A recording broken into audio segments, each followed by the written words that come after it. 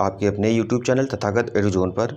पिछले लेक्चर में हमने केंद्र राज्य संबंधों को समझते हुए देखा था कि प्रशासनिक और वित्तीय संबंध किस तरीके से संविधान में दर्शाए गए हैं। आज का जो हमारा लेक्चर है वो भाग 13 के तहत व्यापार और वाणिज्य की जो स्वतंत्रता दी गई है, मतलब राज्यों के बीच में जो व्यापार और वाणिज्य को बढ़ावा देने के लिए प्रयास किए गए उनके बारे में, और भाग 14 के तहत संघ और राज्य के जो अधीन सेवाएँ होती हैं जिसमें UPSC और जो स्टेट PCS के तहत से IAS हो गई, IPS हो गई, SDM, DYSP, ये सारे जो पद भरे जाते हैं तो वो किन के तहत आते हैं? इन्हीं के तहत आते हैं, और इनको कराने वाली जो संस्थाएं हैं उनके बारे में आज बात करेंगे। तो आज का जो हमारा लेक्चर है बहुत इंटरेस्टिंग रहने वाला है, आप लोग ध्यान से सुनिएगा, ठीक है। तो भाग 13 के तहत सबसे पहले हम देखते हैं कि व्यापार, वाणिज्य और समागम की स्वतंत्रता के बारे में प्रावधान किया गया है। संविधान का भाग 13 अनुच्छेद 301 से लेकर 307 तक प्रावधान करता है, जिसमें कहा गया है कि भारत जो है उसके भीतर, यानी कि भारत के जितने भी राज्य हैं उन राज्यों के बीच में जो व्यापार, वाणिज्य और जो आने जाने की स्वतंत्रता है उसको कैसे सुनिश्चित किया जाएगा, उसके बारे में ये अनुच्छेद को बंद करते हैं। तो अनुच्छेद 301 देखते हैं, कहता है कि व्यापार, वाणिज्य और समागम की स्वतंत्रता होगी, मतलब कोई भी व्यक्ति एक राज्य से दूसरे राज्य में अपना व्यापार कर सकेगा, आ जा सकेगा, और व्यापार के साथ साथ ट्रेड और कॉमर्स दोनों कर सकेगा। फिर अनुच्छेद 302 कहता है कि व्यापार, वाणिज्य और समागम पर निर्बंधन अधिरोपित जो करने की किसकी शक्ति होगी? तो संसद की होगी। मतलब कि अगर व्यापार, वाणिज्य पर, यानी कि ट्रेड और कॉमर्स से रिलेटेड अगर कोई भी उन पर प्रतिबंध लगाना है या उनसे रिलेटेड अगर कोई नियम बनाना है जो अंतर्राज्यीय व्यापार है उसके बारे में किसकी शक्ति होगी? तो वो संसद कानून बनाएगी। यहाँ ये प्रावधान किया गया है। फिर अगला अनुच्छेद 303 कहता है कि व्यापार और वाणिज्य के संबंध में संघ और राज्यों की जो विधायी शक्तियाँ हैं उन पर निबंधन किया गया है, जिसमें कहा गया है संघ और राज्य पर अगर जब भी व्यापार और वाणिज्य से रिलेटेड कोई कानून बनेगा तो उसमें जो संघीय कानून रहेगा वो प्रभावी रहेगा, क्योंकि राज्य का कानून एक राज्य तक सीमित रहता है। लेकिन अगर जब मामला 2 राज्यों का हो जाए या 2 से अधिक राज्यों का हो जाएगा तो वहाँ पर संसद का जो कानून होगा वही प्रभावी होना चाहिए। फिर अनुच्छेद 304 कहता है कि राज्यों के बीच व्यापार, वाणिज्य और समागम पर निर्बंधन, मतलब किन किन कंडीशन में एक राज्य से दूसरे राज्य में व्यापार नहीं किया जा सकता है, ये चीज़ कही गई है। तो संविधान का जो अनुच्छेद 304 है वो कहता है कि कुछ कंडीशन ऐसी होंगी जब राज्यों के बीच में व्यापार और वाणिज्य को रोका जा सकता है, इस तरीके का प्रावधान किया गया। फिर अनुच्छेद 305 कहता है कि विद्यमान विधियों और राज्य के अधिकार का उपबंध करने वाली विधियों में व्यावृत्ति का मतलब ये होगा कि मान लो पहले से कोई विधि विद्यमान थी, उस पर कोई नया कानून अगर बनता है तो उन दोनों के बीच में जब टकराव होगा तो उसमें कौन सा जारी होगा या कौन सा लागू होगा या कौन सा प्रभावी होगा। तो उसमें कहा गया कि जब भी व्यापार और वाणिज्य पर अगर काम करने की, यानी कि उन पर कानून बनाने की शक्ति किसकी है? संसद की है। तो संसद देखेगी कि कौन सा कानून जो बना है वो सही है, और अगर पहले का कानून ठीक है तो नया कानून अगर आवश्यकता है तो लागू किया जाए, नहीं तो फिर पहले वाला का ही कानून चालू रहेगा। तो इसमें कहा गया कि या तो फिर जब पहले वाला जो कानून है और नया कानून जब बन जाता है तो वो पहले वाला जो कानून है वो समाप्त कर दिया जाएगा। तो 305 जो है इस तरीके का प्रावधान करता है। अगला है अनुच्छेद 307, कहता है कि अनुच्छेद 301 से लेकर 304 के प्रयोजनों को कार्यान्वित करने के लिए प्राधिकारी की नियुक्ति की जाएगी।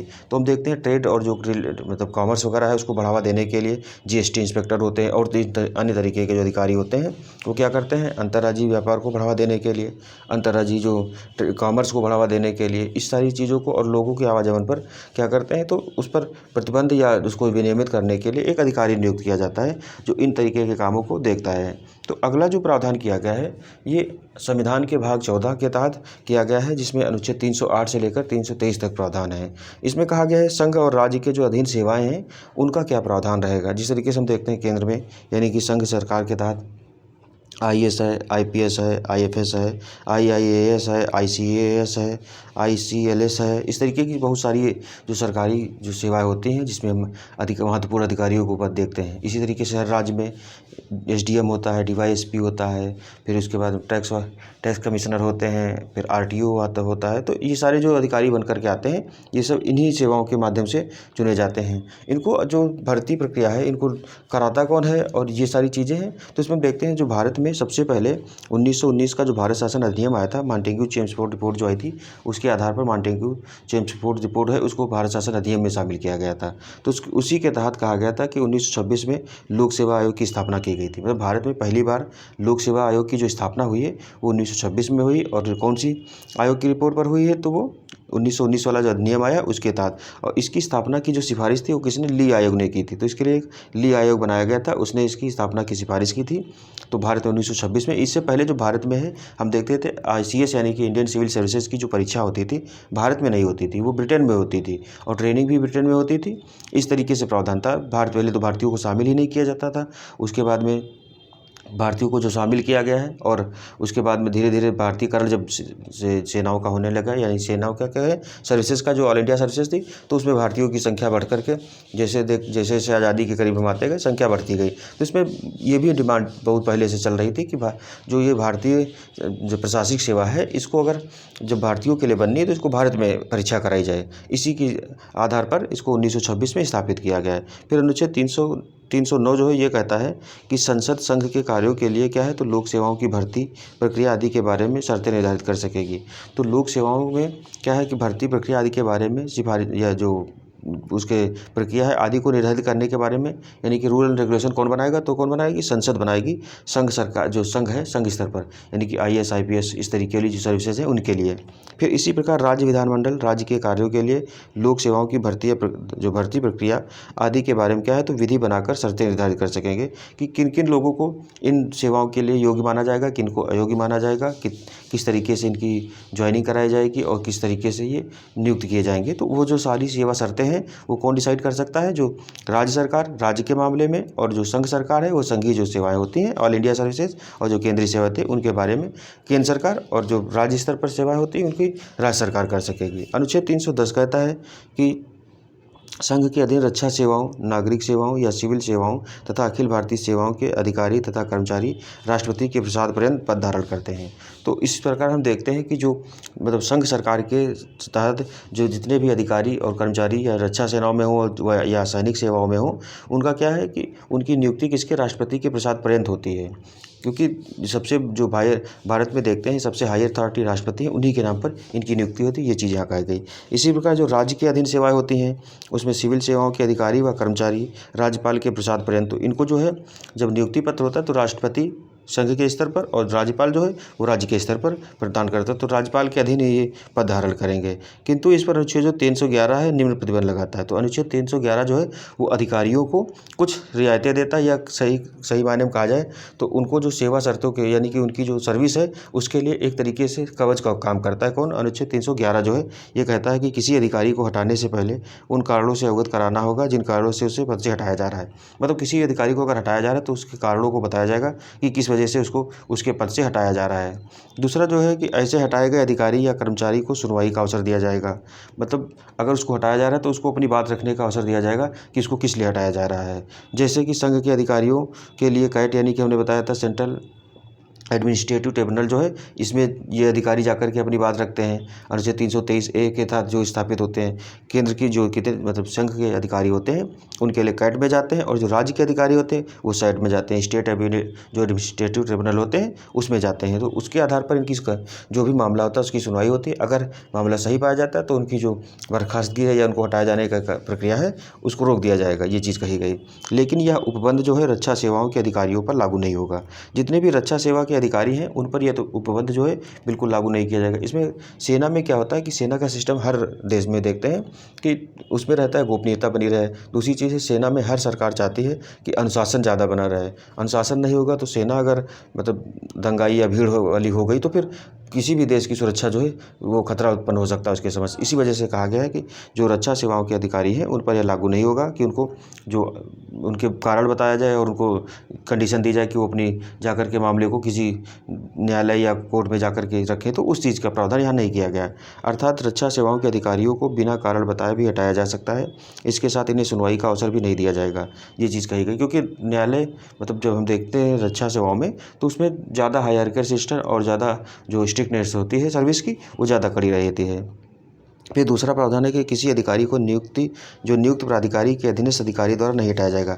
अब इसका मतलब ये हुआ कि मान लो जैसे सिविल सर्विसेज वाले अधिकारी हैं तो उनकी नियुक्ति कौन करता है, भारत के राष्ट्रपति करते हैं।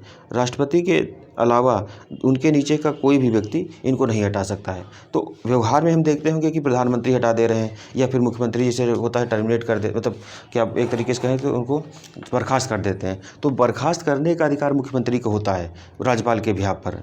ये आईएएस को भी कर सकते हैं, लेकिन वो उनको सर्विस से हटा नहीं सकते हैं। हटाने की जिम्मेदारी किसके है? राष्ट्रपति के पास है।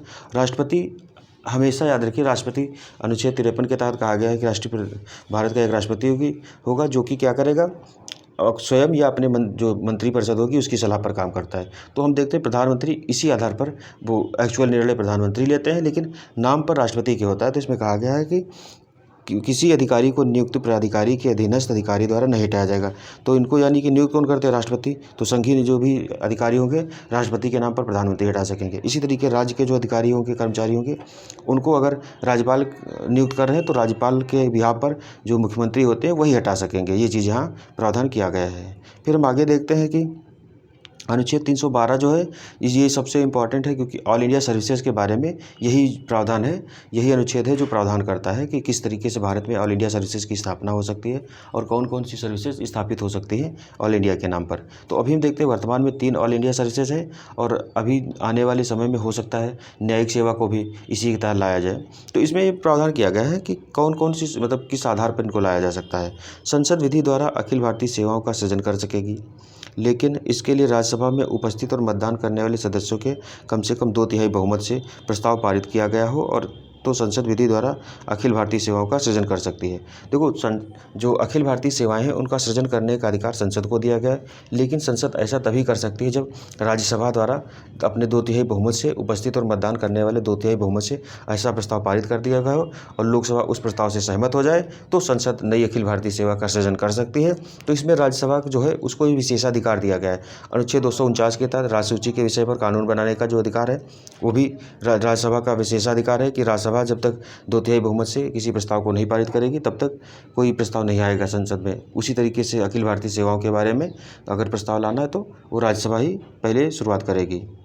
फिर आगे कहा गया इसके साथ साथ संघ और राज्यों के लिए सम्मिलित रूप से एक या अधिक अखिल भारतीय सेवाओं के लिए, जिनके अंतर्गत अखिल भारतीय न्यायिक सेवा भी आती है, का सृजन का बंद कर सकती है। तो संसद तो चाहे तो एक या अधिक राज्यों के लिए सम्मिलित रूप से, उसको ज्वाइंट स्टेट जो कमीशन होता है उसको बोलते हैं ज्वाइंट सर्विस कमीशन। तो जेपीएससी जो होता है, ज्वाइंट प्रोविंशियल सर्विस कमीशन, इसकी स्थापना किसका अधिकार भी संसद को दिया गया है। तो इसमें कहा गया है कि क्या कि सम्मिलित रूप से एक या अखिल भारतीय सेवाओं के लिए अंतर्गत अखिल भारतीय न्यायिक सेवा भी आती है। मतलब संसद चाहे तो एक या अधिक अखिल भारतीय जो सेवाएं हैं उनका सृजन कर सकेगी। और इसमें अखिल भारतीय न्यायिक सेवा की मैंने पहले बताया था कि इसके सृजन की बात चल रही है, अभी हुई नहीं है, लेकिन हो सकता है आने वाले टाइम में ये भी देखने को मिले। तो अब आगे प्रावधान जो किया गया अनुच्छेद 313 कहता है कि संक्रमणकालीन उपबंध क्या क्या रहेंगे। तो इसमें कहा गया है कि जब तक इस संविधान के अधीन इस नियम या अन्य कोई उपबंध नहीं किया जाता है तब तक ऐसी सभी विधियां जो इस संविधान से के प्रारंभ से लागू हैं उसी प्रकार संघ लोक सेवा आयोग के कार्य करती रहेंगी जहां तक वह संविधान के उपबंधों से संगत है। देखो, संविधान बाद में लागू हुआ था, लेकिन हमने 1926 में देखा भारत में संघ लोक सेवा आयोग की स्थापना हो गई थी और इसी तरीके से राज्यों में भी हो गई थी। तो ये कहा गया जब तक संविधान न लागू हो तब तक क्या है कि ये जो प्रावधान है इनके जो जितने भी कमीशंस हैं नियुक्ति वाले, उनके जो प्रावधान है वो वैसे ही लागू रहेंगे। जब संविधान लागू हो जाएगा तो वो प्रावधान फिर हट जाएंगे, जो संविधान के अकॉर्डिंग प्रावधान है वो लागू हो जाएंगे। ये प्रावधान किया गया था जब संविधान लागू हो रहा था। फिर अनुच्छेद 314 कहता है कि कुछ सेवाओं के लिए विद्यमान अधिकारियों के संरक्षण में उपबंध 28वें संशोधन अधिनियम द्वारा इसको संविधान से निकाल दिया गया था। तो अनुच्छेद जो 314 है इसके तहत के जो प्रावधान है अभी वर्तमान में लागू नहीं है क्योंकि इनको हटा दिया गया है। अब हम देखते हैं जो संघ और राज्य के स्तर पर लोक सेवा आयोग होते हैं। संघ जो स्तर पर है उसको यूनियन पब्लिक सर्विस कमीशन कहते हैं, राज्य स्तर पर स्टेट पब्लिक सर्विस कमीशन कहा जाता है। तो जितने भी ये स्थापित होते हैं इनका प्रावधान जो किया गया अनुच्छेद 315 के तहत संघ और राज्य के साथ लोक सेवा आयोग जो है इनकी नियुक्ति की जाती है इस तरीके से। तो इसमें हम देखते हैं कि जो राज्य स्तर पर राज्य लोक सेवा आयोग और संघ स्तर पर यूपीएससी की स्थापना की गई। इसमें कहा गया संघ के लिए एक लोक सेवा आयोग होगा, इसी प्रकार प्रत्येक राज्य के लिए एक राज्य लोक सेवा आयोग होगा। लेकिन 2 या 2 से अधिक राज्यों या विधानमंडल यह प्रस्ताव पारित करते हैं कि उनके लिए एक संयुक्त लोक सेवा आयोग का गठन किया जाए, तो ऐसे राज्यों के लिए संयुक्त लोक सेवा आयोग का गठन किया जा सकता है। देखो, प्रत्येक राज्य का अपना राज्य लोक सेवा आयोग होगा, संघ स्तर पर यूपीएससी होगी। अगर कोई 2 या 2 से अधिक राज्य चाहें तो उनके लिए एक ज्वाइंट जो पब्लिक सर्विस कमीशन है उसकी भी स्थापना की जा सकती है। ये कौन करेगा? ये संसद करेगी। ठीक है। यदि किसी राज्य का राज्यपाल संघ लोक सेवा आयोग से यह सिफारिश करता है कि उस राज्य की सेवा शर्तें या सभी प्रक्रिया संघ लोक सेवा आयोग ही करता रहे तो संघ लोक सेवा आयोग भी ऐसा कर सकता है। मतलब यूपीएससी को कोई राज्य चाहे तो अपनी परीक्षा कराने की जिम्मेदारी यूपीएससी को दे सकता है। तो यूपीएससी क्या करेगा, उसकी जो सेवा शर्तें हैं उसको क्या है बना सकता है, और उसकी भर्ती और नियुक्ति जो प्रक्रिया है उसको भी अपने हाथ में ले सकता है। ये यूपीएससी के पास अधिकार है, तब जब राज्यपाल चाहे तो। फिर अनुच्छेद 316 है, ये जो प्रावधान करता है कि सदस्यों की नियुक्ति, मतलब जो संघ लोक सेवा आयोग या राज्य लोक सेवा आयोग होंगे, उनके सदस्यों और अध्यक्षों की जो नियुक्ति होगी वो किस तरीके से होगी। तो इसमें कहा गया है कि सदस्यों की नियुक्ति, संख्या तथा पदावधि संघ लोक सेवा आयोग और संयुक्त लोक सेवा आयोग के अध्यक्ष व सदस्यों की नियुक्ति राष्ट्रपति करेगा। तो जो संघ लोक सेवा आयोग होगी और जो संयुक्त लोक सेवा आयोग होगा, उसके सदस्य और अध्यक्षों की नियुक्ति, संख्या और क्या है पदावधि कितनी होगी, ये कौन डिसाइड करेगा, तो राष्ट्रपति करेंगे भारत के। इसी प्रकार जो राज्य के लोक सेवा आयोग होंगे, उनके अध्यक्ष व सदस्यों की नियुक्ति, पदावधि और संख्या वो कौन, राज्य के राज्यपाल डिसाइड करेंगे। फिर सदस्यों की जो संख्या होगी किसी भी संघ लोक सेवा आयोग या राज्य लोक सेवा आयोग में, तो कहा गया कि संघ लोक सेवा आयोग और संयुक्त लोक सेवा आयोग में एक अध्यक्ष के अलावा अन्य उतने सदस्य होंगे जितने राष्ट्रपति द्वारा निर्धारित किए जाएँ। तो इसमें सदस्यों की जो संख्या निर्धारित करने का अधिकार राष्ट्रपति को दिया गया है। इसी तरीके से राज्य लोक सेवा आयोग जो होंगे, उनके अध्यक्ष के अलावा उतने सदस्य होंगे जितने की राज्यपाल डिसाइड करते हैं। मतलब एक अध्यक्ष होगा और अन्य उतने सदस्य होंगे जितने की राज्यपाल या राष्ट्रपति डिसाइड करते हैं अपने अपने परिप्रेक्ष्य में, कि संघ लोक सेवा आयोग में राष्ट्रपति और राज्य लोक सेवा आयोग में राज्यपाल करेंगे। अगला कहा गया कि जो इनके सदस्य होंगे, इनकी पदावधि कब तक की होगी। तो संघ लोक सेवा आयोग, जो संघ लोक सेवा आयोग और संयुक्त लोक सेवा आयोग और राज्य लोक सेवा आयोग के अध्यक्ष व सदस्य अपना पद ग्रहण करने के दिन से अगले 6 वर्ष तक क्या है, तो पद पर बने रहेंगे। तो क्या है, अध्यक्ष व सदस्य कितने 6 वर्ष तक अपने पद पर बने रहते हैं पद ग्रहण करने के दिन से, ठीक है। संघ लोक सेवा आयोग के अध्यक्ष व सदस्य 65 वर्ष की उम्र तक तथा राज्य लोक सेवा आयोग एवं संयुक्त लोक सेवा आयोग के अध्यक्ष व सदस्य जो है 62 वर्ष की उम्र तक बने रहेंगे। जो संयुक्त लोक सेवा आयोग है वो 62 वर्ष इसलिए क्योंकि काम तो राज्यों के लिए ही करता है ना, तो 62 में जो राज्यों की जो नियुक्त मतलब पदावधि समाप्त होने की जो टेन्योर है वो 62 वर्ष है, इस वजह से इसमें कहा गया है। अनुच्छेद 317 कहता है कि लोक सेवा आयोग के अध्यक्ष या सदस्यों को पद से हटाया जाना या निलंबन किया जाना। तो इनको किन किन आधार से पद से हटाया जा सकता है और इनका कैसे पद निलंबित किया जा सकता है। तो इसमें कहा गया है कि यदि कोई अध्यक्ष या सदस्य राष्ट्रपति को इस्तीफा दे दे, संघ लोक सेवा आयोग, संयुक्त लोक सेवा आयोग के अध्यक्ष व सदस्य राष्ट्रपति को इस्तीफा दे दें और राज्य लोक सेवा आयोग अध्यक्ष सदस्य व अध्यक्ष जो क्या है तो इस्तीफा अपना राज्यपाल को दे दें। मतलब यह है कि यूपीएससी और जेपीएससी के मामले में जो अध्यक्ष व सदस्य हैं अपना इस्तीफा राष्ट्रपति को देंगे, और राज्य का जो लोक सेवा आयोग है उसकी स्थिति में जो इस्तीफा होगा वो किसको, राज्यपाल को दिया जाएगा। तो उनका पद क्या हो जाएगा, उनका पद रिक्त हो जाएगा। इसी तरीके से प्रावधान किया गया, किसी लोक सेवा आयोग के अध्यक्ष व सदस्यों को राष्ट्रपति केवल कदाचार, मतलब आयोग के अध्यक्ष व सदस्यों को राष्ट्रपति किस आधार पर, कदाचार यानी कि जो आचरण वाला है उसके आधार पर हटा सकेंगे, लेकिन राष्ट्रपति ऐसा करने से पहले सुप्रीम कोर्ट द्वारा उस सदस्य या अध्यक्ष के बारे में जांच करवाएंगे। तो इसमें कहा गया है कि देखो, लोक सेवा जो राज्य लोक सेवा आयोग है उनकी जो अध्यक्ष व सदस्य होते हैं उनकी नियुक्ति कौन करता है, राज्यपाल करता है, लेकिन हटाने की जिम्मेदारी किसको दी गई, वो राष्ट्रपति को दी गई, चाहे राज्य लोक सेवा आयोग हो, चाहे संयुक्त लोक सेवा आयोग हो या फिर संघ लोक सेवा आयोग हो। तो ये क्वेश्चन पीसीएस में भी कई बार पूछा गया है कि जो लोक सेवा आयोग है उनके अध्यक्ष या सदस्यों को कौन हटाता है, तो राष्ट्रपति हटाते हैं। और हटाने की प्रक्रिया के लिए क्या करते हैं कि राष्ट्रपति केवल कदाचार या जो आचरण वाला है कदाचार उसके आधार पर हटा सकेंगे, लेकिन राष्ट्रपति तभी ऐसा करेंगे जब पहले क्या है कि सुप्रीम कोर्ट द्वारा वो जो सदस्य या अध्यक्ष है उसके बारे में क्या है कि उसके जो भी उस पर आरोप लगा उसकी जाँच करवाएंगे, और इस जाँच से होगी, जाँच की रिपोर्ट के आधार पर ही राष्ट्रपति कोई कार्रवाई करेंगे। तो पिछले कुछ वर्षों में यूपी में लोक सेवा आयोग को लेकर के आया था, जहाँ के अध्यक्ष पर आरोप लगा था, तो उसमें जांच कराई गई थी। तो ये प्रक्रिया देखते हैं, राष्ट्रपति कराते हैं। ये क्वेश्चन सीधे सीधे पूछा गया कि राज्यपाल के अंतर्गत इनको अधिकार ना देकर के राष्ट्रपति को अधिकार दिया गया। फिर है कि यदि राष्ट्रपति की नज़र में वह शारीरिक या मानसिक रूप से शिथिल या असक्षम हो गया हो, मतलब जो व्यक्ति काम कर रहा था वो शारीरिक रूप से या मानसिक रूप से काम करने लायक नहीं है, तो उसको पद से हटाया जा सकता है। फिर अगला है कि यदि कोई सदस्य अध्यक्ष अपने पद पर रहते हुए अपना कोई लाभ का पद धारण कर ले या किसी कंपनी में 25% की भागीदारी हो जाए इसकी, मतलब वो अध्यक्ष या सदस्य भी है और उसके साथ ही क्या हो, किसी कंपनी लाभ का पद धारण कर ले या किसी कंपनी में 25% से अधिक की क्या हो जाए, इसकी हिस्सेदारी हो जाए, तो भी उसको पद से हटाया दिया जाएगा। फिर अगला अनुच्छेद 318 कहता है कि आयोग के सदस्य और कर्मचारियों की सेवा शर्तों के बारे में विनियम जो बनाने की शक्ति किसको दी गई है। तो इसमें कहा गया यूपीएससी और जो जेपीएससी है यानी कि ज्वाइंट पब्लिक सर्विस कमीशन है, उसकी स्थिति में राष्ट्रपति डिसाइड करेंगे।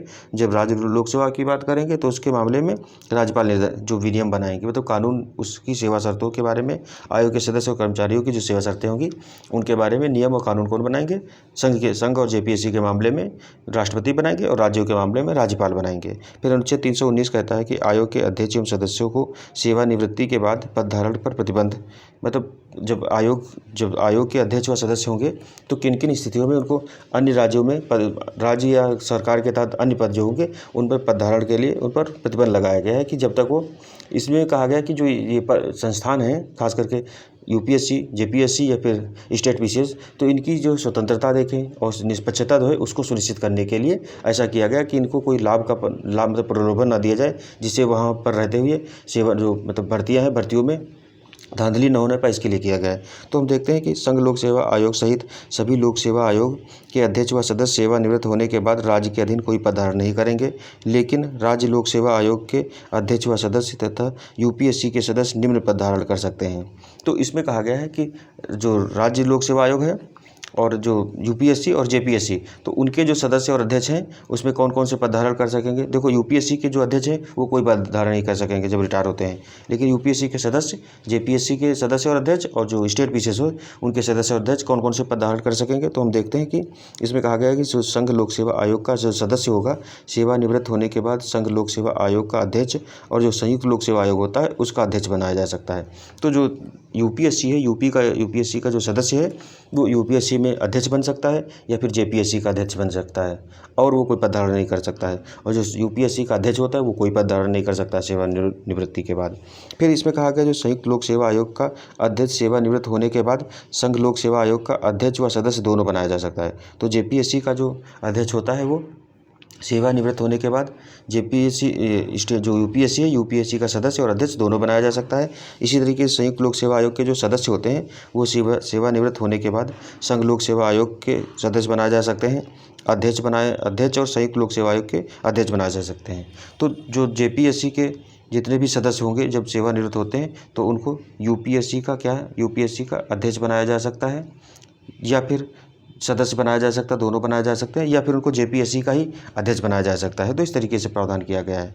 फिर जो अगला प्रावधान है वो कहता है कि किसी राज्य लोक सेवा आयोग का जो अध्यक्ष होगा वो सेवानिवृत्त होने के बाद संघ लोक सेवा आयोग का अध्यक्ष बन सकता है, सदस्य बन सकता है, संयुक्त लोक सेवा आयोग का अध्यक्ष और सदस्य दोनों बन सकता है जो राज्य लोक सेवा आयोग का अध्यक्ष होगा।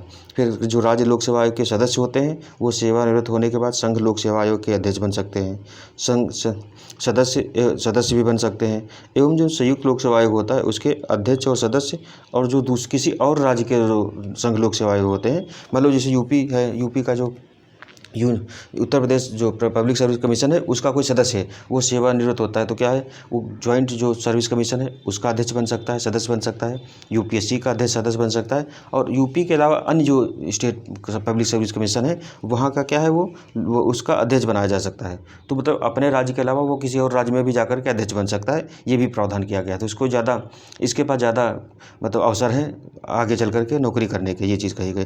फिर अनुच्छेद 320 ये कहता है लोक सेवा के कार्य क्या होंगे। तो संघ लोक सेवा आयोग लोक सेवा का जो संघ और राज्य लोक सेवा आयोग हैं उनका यह कर्तव्य होगा कि वह क्रमशः संघ एवं राज्य की सेवाओं में नियुक्तियों के लिए परीक्षाओं का संचालन करें। तो हम देखते हैं कि जितने भी मतलब ए ग्रेड की नौकरियां हैं उनके लिए परीक्षाओं का संचालन करने की जिम्मेदारी इन्हीं दोनों संस्थानों को दी गई है। यदि यूपीएससी से कोई दो या दो से अधिक राज्य ऐसा करने का अनुरोध करते हैं तो उसका यह कर्तव्य होगा कि वह ऐसी किन्हीं सेवाओं के लिए जिनके लिए विशेष अर्हता वाले अभ्यर्थी अपेक्षित हैं तो संयुक्त भर्ती की स्कीम बना सकता है। मतलब यूपीएससी से अगर कोई दो या दो से अधिक राज्य कहते हैं कि उनकी जो भर्ती प्रक्रिया है उसको यूपीएससी करा दे तो क्या करेगा, यूपीएससी उनके लिए भी नियम कानून बना करके उनकी जो भर्ती प्रक्रिया है उसको करा सकता है। फिर अनुच्छेद 321 कहता है कि संघ लोक सेवा आयोग के कार्यों का विस्तार करने की शक्ति संसद की होगी। मतलब संघ लोक सेवा आयोग के कार्यों का विस्तार अगर करना होगा तो कौन करेगा, वो संसद करेगी। अनुच्छेद 322 कहता है कि लोक सेवा आयोग के व्यय क्या होंगे। तो इसमें कहा गया संघ लोक सेवा आयोग और जो राज्य लोक सेवा आयोग हैं कि वे जिनके अंतर्गत आयोग के सदस्यों व कर्मचारियों के वेतन भत्ते पेंशन आते हैं। तो इसमें जो व्यय में हम देखते हैं कि कर्मचारियों के वेतन भत्ते और जो आय के अन्य खर्च होते हैं वो क्या होगा, यूपीएससी की स्थिति में भारत की संचयी निधि से, और राज्य की स्थिति में क्या है तो राज्य की जो संचयी निधि होगी उससे किए जाएंगे। तो व्यय के मामले में देखते हैं कि ये संघ के मामले में जो खर्चे होंगे वो कहाँ से किए जाएंगे, तो राज्य जो संघ की संचय निधि है उससे किए जाएंगे, और राज्य के मामले में राज्यों की जो संचय निधि होती वहाँ से खर्च किए जाएंगे। यूपीएससी और स्टेट पीसीएस के मामले में देखते हैं। तो अगला जो प्रावधान किया गया अनुच्छेद 323 कहता है कि जो लोक सेवा के प्रतिवेदन होंगे वो किसको दिए जाएंगे, मतलब यूपीएससी के और जो स्टेट पीसीएस का सर्विस कमीशन होते हैं उनके जो प्रतिवेदन होंगे, सालाना प्रतिवेदन जो रिपोर्ट बनाएंगे वो किसको देंगे। तो कहा गया है कि संघ लोक सेवा आयोग का यह कर्तव्य भी होगा, ये कर्तव्य होना चाहिए था भी होगा कि वह राष्ट्रपति को किए गए कार्यों के बारे में प्रतिवर्ष अपना प्रतिवेदन दे। मतलब साल भर में जो काम करता है, जो भी परीक्षाओं से रिलेटेड जो भी नए कानून नियम और जो अपनी प्रस्तुति सिफारिशें करना चाहता है वो किसको, राष्ट्रपति को देगा। फिर है राज्य लोक सेवा आयोग का यह कर्तव्य होगा कि वह राज्य के राज्यपाल को किए गए कार्यों के बारे में प्रतिवर्ष प्रतिवेदन दे। मतलब राज्य के मामले में राज्यपाल को देगा प्रतिवेदन, और संघ के मामले में राष्ट्रपति को प्रतिवेदन जो वहाँ के लोक सेवा आयोग है वो देंगे अपना अपना। फिर अगला जो प्रावधान किया गया है वो है कि 42वें संविधान संशोधन अधिनियम द्वारा 1976 में अनुच्छेद 323 ए और अनुच्छेद 323 बी को जोड़ा गया, जो प्रशासनिक अधिकरण और अन्य अधिकरण के गठन का प्रावधान करते हैं। तो भारत में हमने जो पढ़ाया था, जब उस समय अधिकरण वाला दिखा था, तो उसमें क्या था कि जो अनुच्छेद 323 ए ये कैट और साइट की व्यवस्था करते हैं, और अनुच्छेद 323 बी जो है अन्य अधिकरण की गठित करने की बात करते हैं। तो इसमें ये क्या किया गया है कि इनके कैट के तहत जो संघीय अधिकारी कर्मचारी हैं उनके मामलों को देखने का प्रावधान किया गया। साइट के तहत राज्य के जो अधिकारी कर्मचारी हैं उनके मामलों को ले जाया जाएगा कि उनको हटाने से संबंधित या उनके अपने कोई अगर मतलब सेवा शर्तों से रिलेटेड अगर कोई मामला है तो उसको ले जाया जाएगा। इसी तरीके से अन्य प्राधिकरण गठित किए जाएंगे 323 बी के तहत। तो जो संविधान का भाग 14 है ये प्रावधान करता है कि संसद में अधिकरण गठित किए जा सकें। अगला अब आगे तो समाप्त हो गया है, आज का लेक्चर हमारा यहीं तक था, और आप लोग जितने भी लेक्चर हैं जो जो आपको ज़रूरत लगे देख सकते हैं। ठीक है, तो आज का लेक्चर हमारा यहीं तक था। मिलते हैं अगले लेक्चर में, तब तक के लिए धन्यवाद। जय हिंद, जय भारत।